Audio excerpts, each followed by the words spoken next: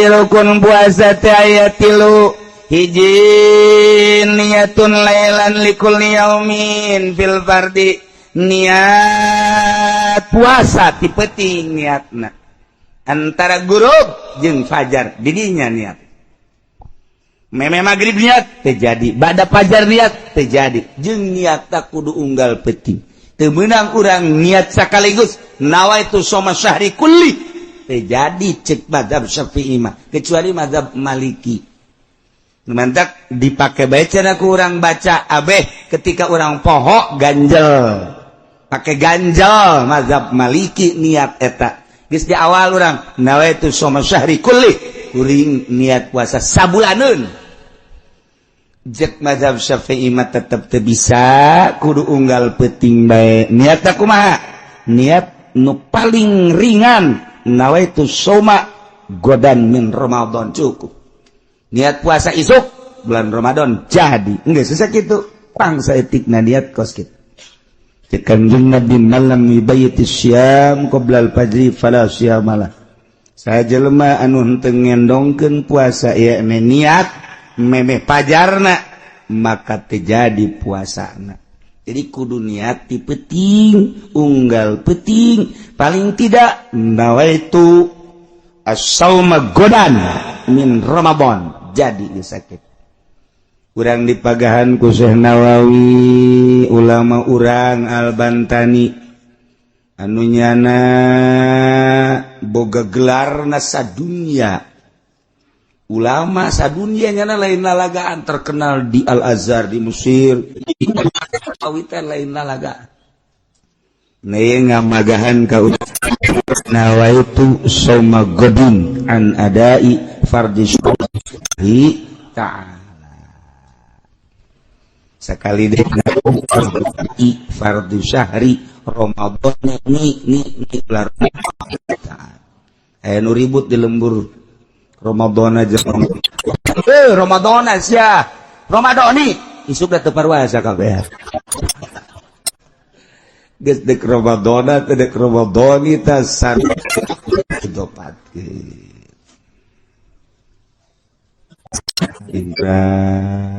niatna niat mah penting gas magrib urang niat besi ke poholah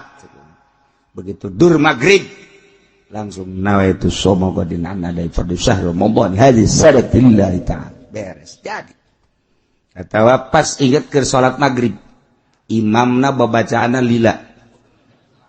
maca surat takuduna kul yakul hu wa sabihis magrib sabihis hayang keren meureun nya marum qori lah qori kurang pati kaondang masalah ya surat sabihis jadi kulantaran kesal jangan niat di salat niat di jero hate nawaitu semoga dengan daripada Ramadan jadi bae di jero hate wasa atau mantas isa ngopi ngarokok ingat can niat nawaitu shoma godin an adai fardhu syahr Ramadan hadis sanad lillahi jadi penting-penting weker kumaha bae lempang niat diuk keur salat diuk keur nonton TV ge jadi bae poho reup ka jero kamar sare jeung pamajikan jima jeung pamajikan pas bejenan dek keluar cayu mani ingat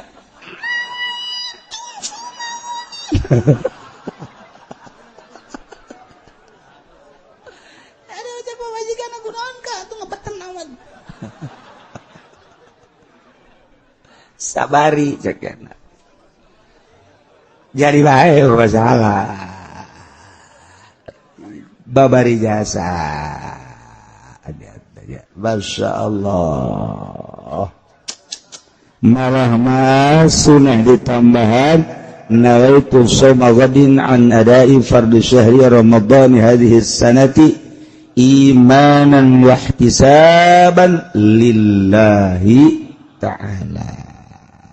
atau ditambah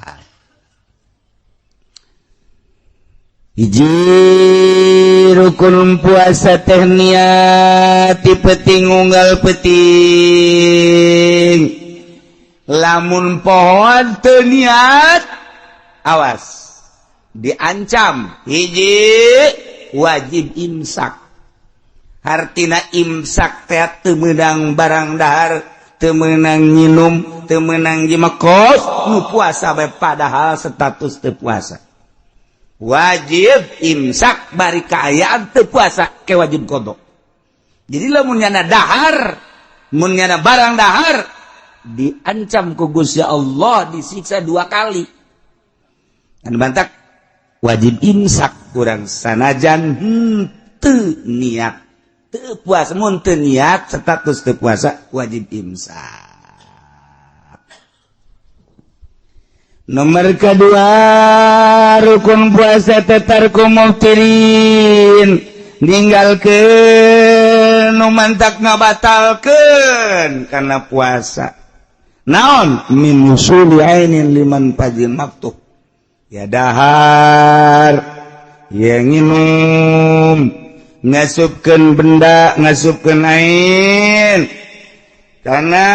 liliangan anu terbuka, ya celi, ya irung, ya mata, eta batal kudu ditinggalkeun eta. Wa min istiqatin termasuk ngahaja-haja utah keur puasa batal. Man zara'ahul kai ay galabahu saymun falasani qada'u. Wa man istaqa'a falyaqdi. Jelema anu boga panyakit 7 beurang puasa beurang. Ai prak datang penyakit 7 puasa non utah. Ieu mah teu ngahaja-haja utah sorangan teu batal puasa. Atawa naik mobil marum urang kampung. Urang kampung yang naik mobilnya ada di dia ke Banten datang ka Cikupa geus puyeng. Geus puyeng jaknya datang tangkalan gunung lalempangannya aing cicing bae. Pas kitu mimitianana kabeh leumpangnya na cicing. Mulai geus teu bisa dikendalikeun, nah urang kampung mah gitu, langsung heuk utah borosot ta eta teu batal. Lantaran teu ngahaja. Tapi lamun kieu mah aing teh lamun sok naik mobil osok utah ngahaja aing mah hayang utah. Naik mobil hayang utah maksudna batal. Lamun ngahaja-haja utah deuk kumaha bae carana batal puasana. Tapi lamun utah sorangan henteu. Termasuk wa min ikhadi kullil hasapah,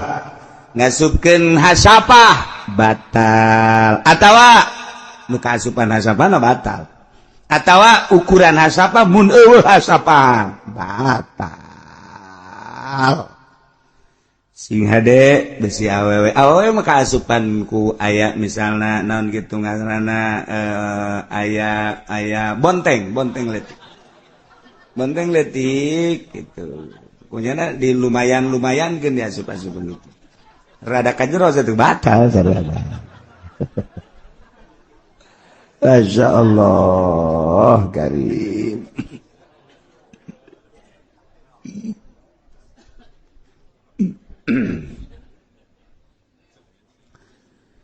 Kahiji niati penting unggal penting nomor kedua ninggalkeun nu ngabatalkeun kana puasa,